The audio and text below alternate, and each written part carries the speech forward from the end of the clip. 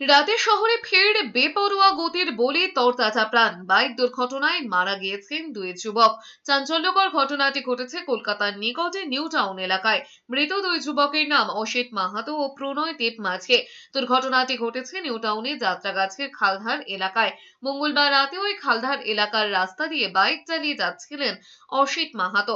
উল্টো দিক থেকে বাইক চালিয়ে আসছিলেন প্রণয় দেব। স্থানীয় বাসিন্দারা জানিয়েছেন দুটি বাইকের মুখোমুখি সংঘর্ষ হয়। সংঘর্ষ এতটাই বেশি ছিল যে দুজনে বাইক থেকে দূরে ছিটকে যায়। রক্তাক্ত অবস্থায় পাওয়া যায় তাদের। ঘটনাস্থলেই মৃত্যু হয় অসিত মাহাতোর। অন্যজনকে উদ্ধার করে দ্রুত হাসপাতালে নিয়ে যায় স্থানীয়রা। তার শারীরিক অবস্থা আশঙ্কাজনক ছিল। পরে হাসপাতালে তারও মৃত্যু হয়। দুর্ঘটনার খবর পেয়ে পুলিশ ঘটনাস্থলে ও হাসপাতালে যায়।